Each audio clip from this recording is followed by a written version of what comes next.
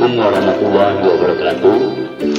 Kembali bersama Bapak Mufti Syarif FSI dalam seri video pembelajaran pembahasan soal kompetisi Sains Madrasah tahun 2022 tingkat kota, mata pelajaran IPA terintegrasi, soal nomor 1 sampai 4. Video ini disajikan untuk membantu peserta didik dalam menghadapi kompetisi Sains Madrasah tingkat kota.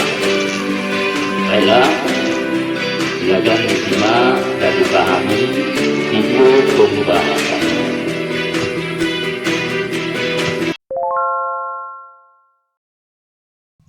Soal nomor 1. Berikut adalah macam-macam air suci tidak mensucikan yang berasal dari tumbuhan. 1. Air nira dari pohon siwalan, air yang keluar dari hidatoda, air kelapa di pantai, air dari perasan tebu. Jenis-jenis air tersebut yang memiliki konsentrasi zat terlarut paling rendah adalah, kita bahas soal tersebut. Untuk Anda ketahui, air suci tidak mensucikan, ini maksudnya air yang berubah disebabkan tercampur dengan benda suci lain sebagai zat terlarut, sehingga kehilangan sifat kemutlakannya. Artinya, air tersebut tidak bisa lagi disebut air saja karena keberadaan zat terlarut tadi. Nah, contohnya adalah air nira, air kelapa, air perasan tebu, dan air hidatoda. Ini adalah air suci tidak mensucikan karena keberadaan zat terlarut di dalam air tersebut, yang menyebabkan air berubah banyak dari kemurniannya. Nah, Ananda, air hidatoda ini merupakan air yang dihasilkan secara gutasi. Artinya air dilepaskan melalui struktur hidatoda atau mulut daun menuju ujung kemulut daun akibat absorpsi atau penyerapan air yang besar karena tekanan akar yang tinggi. Nah, air hidatoda ini mengandung senyawa terlarut relatif kecil dan garam-garam mineral dibandingkan dengan air nira, air kelapa, air perasan tebu. Nah, air hidatoda ini memiliki konsentrasi zat terlarut paling rendah. Jadi, untuk soal nomor 1, jawabannya adalah B. Selanjutnya, soal nomor 2. Menurut sebuah penelitian, nasal irrigation memiliki manfaat untuk mengatasi sinusitis akut maupun kronis, serta mampu membersihkan lendir dan mikroba di nasofaring. Amalan nasal irrigation pada saat umat muslim wudhu ketika sedang titik. Nah, soal ini dapat kita bahas. Pertama, Ananda perlu memahami istilah-istilah dalam berwudhu. Ada istilah istinsak, masurroksi, madah, masul uzunaini, dan istinsak. Nah, kita bahas satu persatu. Istilah istinsak dalam berwudu adalah menghirup air untuk masuk rongga hidung. Istinsar mengeluarkan air dari rongga hidung. Masul roksi dan masul uzunaini ini berkaitan dengan membasuh telinga dan mengusap kedua telinga. Nah, Ananda, Istilah sinusitis dalam bidang kesehatan ini adalah peradangan atau pembengkakan pada jaringan sinus. Nah, sinus ini merupakan rongga yang berisi udara di belakang tulang wajah, disebabkan oleh virus, bakteri, atau jamur, sehingga orang dengan sistem kekebalan tubuh yang lemah ini mempunyai alergi, asma, atau penyumbatan struktural pada hidung. Nah, pada saat umat muslim berwudu yang bersangkut paut dengan proses menghirup air untuk masuk rongga hidung dan mengeluarkan air dari rongga hidung, ini akan mengeluarkan virus, bakteri, atau jamur yang dapat menginfeksi dan menyebabkan turunnya kesehatan kita. Jadi, Ananda, amalan yang dimasukkan nasal irrigation di sini yang bersangkut paut dengan mengatasi sinusitis akut maupun kronis ini berkaitan dengan proses istisaq dan istinsal. Jadi untuk soal nomor 2 ini jawabannya adalah B. Soal nomor 3. Seseorang memiliki kelainan genetik berupa sindrom Klinefelter akibat kelebihan kromosom X di sel somatiknya. Secara fikih, dia dapat menjadi imam sholat bagi manusia yang memiliki kromosom titik-titik. Nah, untuk membahas soal ini, perlu Ananda pahami istilah kromosom.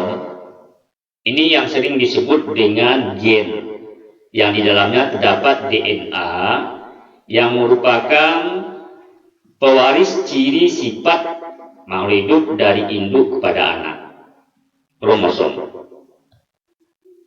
Nah, sel somatik ini maksudnya adalah sel-sel tubuh yang berkenaan dengan kelamin. Kemudian ada istilah sindrom Klinefelter, artinya kondisi genetik yang terjadi ketika seorang anak laki-laki dilahirkan dengan salinan tambahan kromosom X. Kromosom X ini adalah pola kromosom yang terdapat pada perempuan normal. Nah, tambahan kromosom X ini yang menyebabkan testis pada anak laki-laki. Testis di sini adalah yang memproduksi testosteron atau hormon kelaki-lakian dari anak tersebut. Nah, produksi testosteron ini menjadi lebih rendah.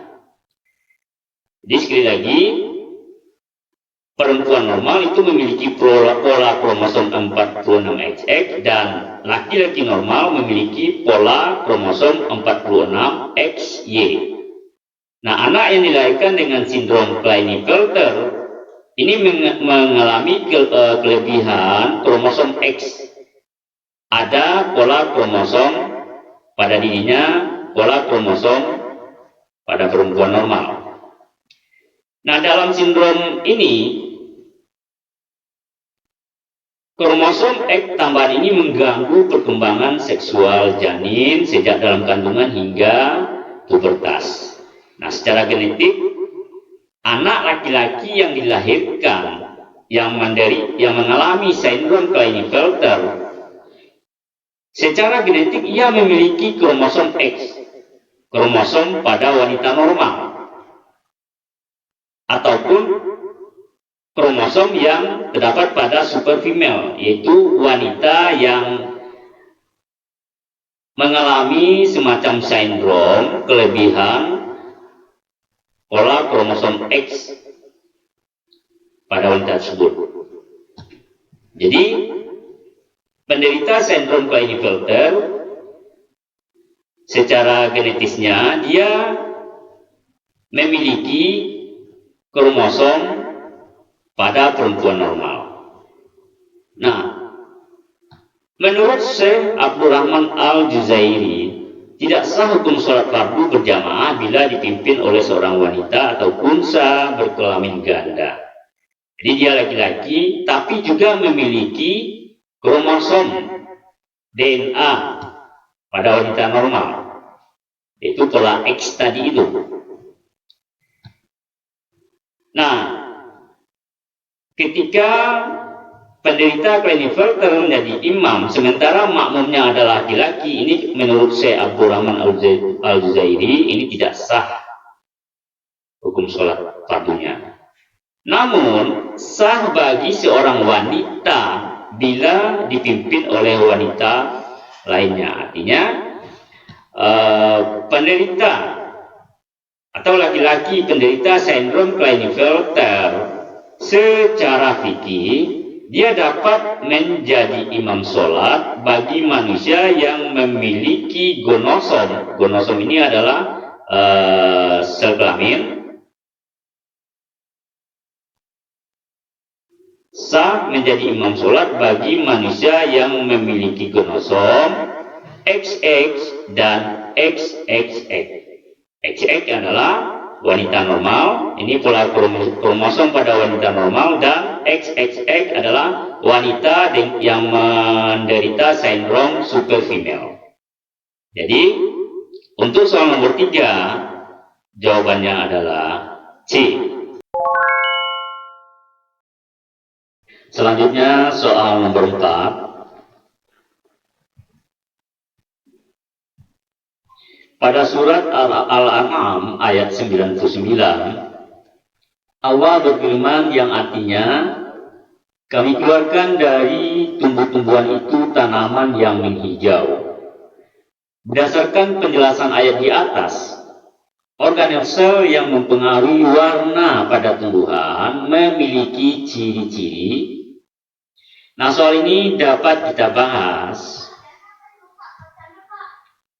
bahwasanya organel sel pada tumbuhan, yaitu kromoplas, ini adalah contoh organel sel yang mempengaruhi warna pada tumbuhan. Di mana kromoplas ini merupakan plastida yang mengandung pigmen atau zat warna merah, jingga maupun kuning, dan fungsinya untuk memberikan warna pada bunga. Nah, organel sel ini atau organel sel yang mempengaruhi warna pada tumbuhan memiliki ciri-ciri. Yang pertama, memiliki membran ganda, bukan tunggal. Maksud memiliki membran ganda di sini tidak hanya membran luar, juga memiliki membran dalam. Nah, membran luar bersifat semi-permeabel, artinya membran ini dapat melewatkan ion-ion.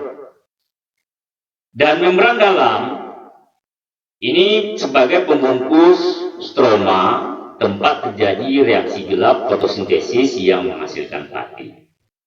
Nah, ciri yang kedua, mampu melakukan eksitasi elektron. Maksudnya adalah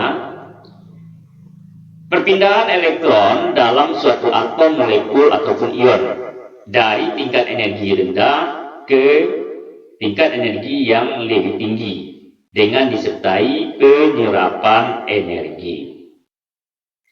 Nah, ini pada saat molekul klorofil menyerap foton atau cahaya, maka elektron akan tereksitasi.